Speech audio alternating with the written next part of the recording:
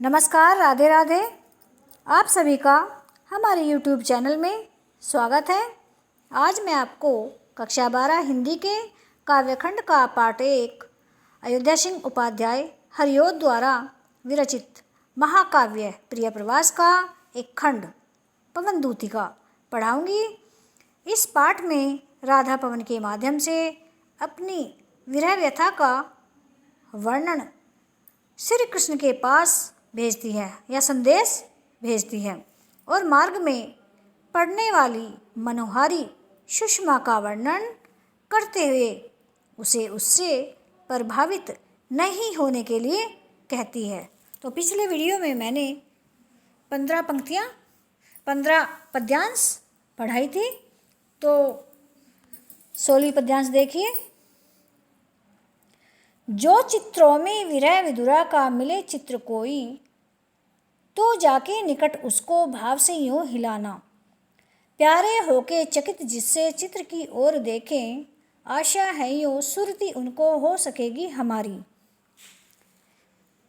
तो राधा पवन से कहती है, उन चित्रों में अगर विरह से दुखी किसी स्त्री का चित्र हो तो उस चित्र के पास जाकर तू उसे इस भाव से हिलाना कि मेरे प्रियतम आश्चर्यचकित होकर उसे देखने लगे।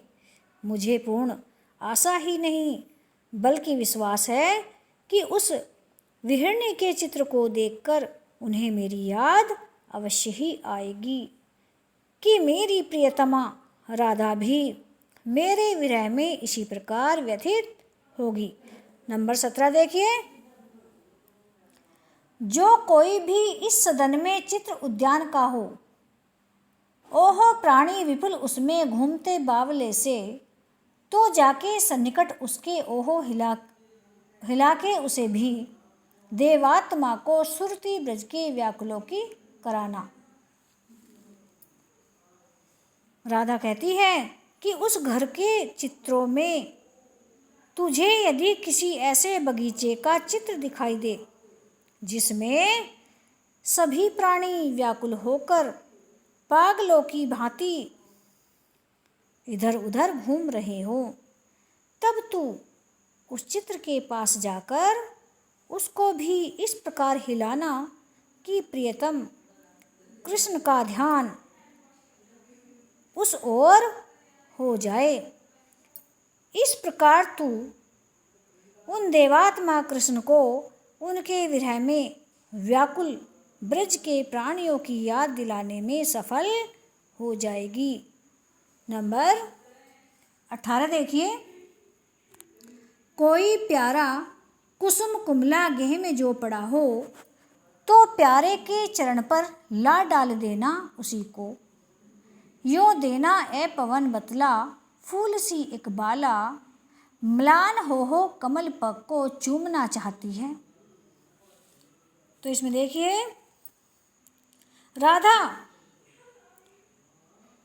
अपनी पवनदूतिका को यह समझा रही है कि वह कृष्ण के पास जाकर वियोगनी बाला के दुख और संताप को बड़ी ही चतुराई से व्यक्त करे। वे कहती हैं कि यदि घर में कोई सुंदर फूल मुरझाया हुआ पड़ा हो, तो कुमलाया हुआ पड़ा हो, तो उसे उठाकर प्रेम के साथ प्रियतम के चरणों पर डाल देना। इस प्रकार तू उन्हें बता देना कि फूल जैसी सुकोमल बाला दुखित होकर आपके चरणों को छूना चाहती है, चूमना चाहती है। नंबर 19 देखिए। जो प्यारे मंजू उपवन या वाटिका में खड़े हों, छिद्रों में जा क्वणित करना वेणु या कीचकों को, यो होवेगी सुरती उनको सर्व गोपांगना की। जो है वंशी श्रवण रुचि से दीर्घ उत्कंठ होती। देखिए इसमें नंबर 19। राधा पवन से कहती है कि हे पवन, यदि प्रियतम सुंदर उपवन या बगीचे में हो तो बांसों के छेदों में जाकर उन्हें बांसुरी के समान बजाना। इस प्रकार से उन्हें गोपियों का स्मरण होगा, जो प्रिय की बांसुरी सुनने की इच्छा से बहुत व्याकुल हो जाया करती थी। नंबर 20 देखिए। लाके फूले कमल दल को श्याम के सामने ही, थोड़ा थोड़ा विपुल जल में व्यग्र हो डुबोना। यो देना ए भगिनी, भगिनी कहते हैं बहन को, जतला एक अम्भोज नेत्रा, आँखों को हो विरह विधुरा वारी में बोलती है। राधा पवन से कहती है कि प्रिय के सामने एक खिले हुए कमल पत्र को लाकर व्याकुलता के साथ थोड़ा थोड़ा जल में डुबाना। हे बहन, इस प्रकार उन्हें बता देना कि कमल जैसे नेत्रों वाली राधा उनके वियोग में दुखी होकर अपनी आँखों को आंसुओं से भिगोए रखती है। नंबर 21 देखिए। धीरे लाना वहन करके नीप का पुष्प कोई, ओ प्यारे के चपल द्रग के सामने डाल देना। द्रग नेत्रों के सामने, चंचल चपल, चंचल नेत्र। ऐसे देना प्रकट दिखला नित्य आशंकिता हो, कैसी होती विरह वश में नित्य रोमांचिता हूँ।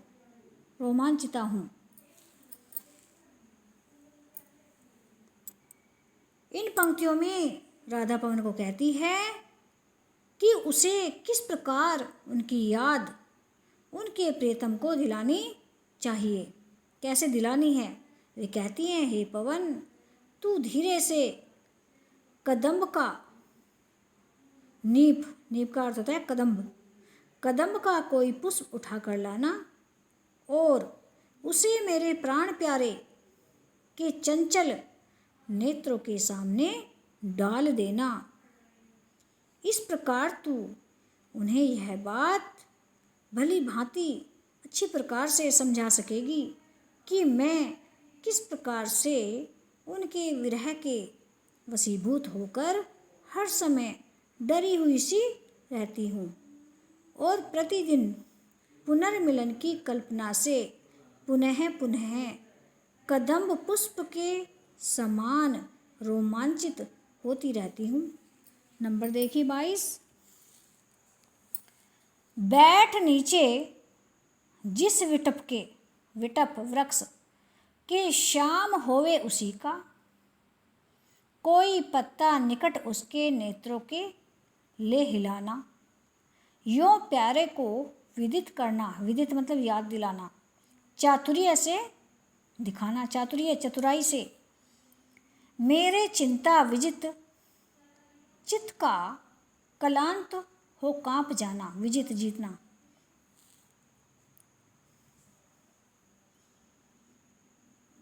वे कहती हैं, मेरे प्राण प्रिय श्याम जिस वृक्ष के नीचे बैठे हूँ, तू उसी वृक्ष का कोई पत्ता उनके नेत्रों के पास लाकर हिलाना।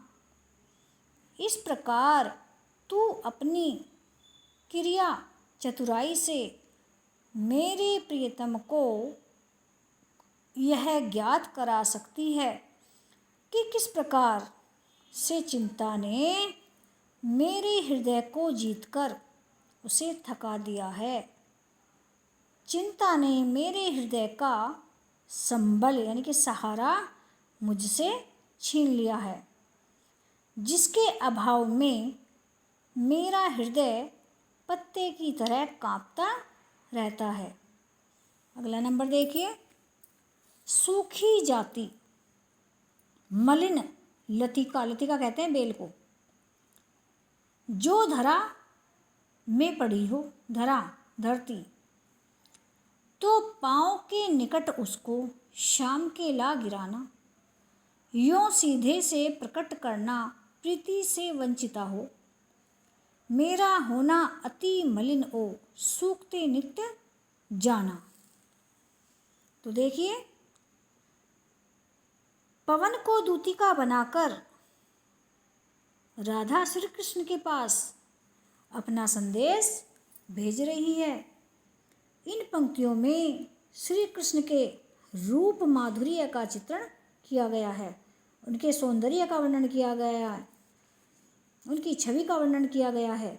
राधा कहती है कि हे पवन, यदि तुझे धरती पर कोई सूखती हुई लता मिल जाए तो तू उसे श्री कृष्ण के पाँव के पास लाकर गिरा देना और स्पष्ट रूप से उन्हें बता देना कि प्रेम से रहित होकर, प्रेम के बिना मैं किस प्रकार नित्य ही प्रतिदिन सूखती तथा मलिन होती जा रही हूँ। तो आज हमारी ये 23 पद्यांश हो गई है। बाकी की जो शेष है अगले वीडियो में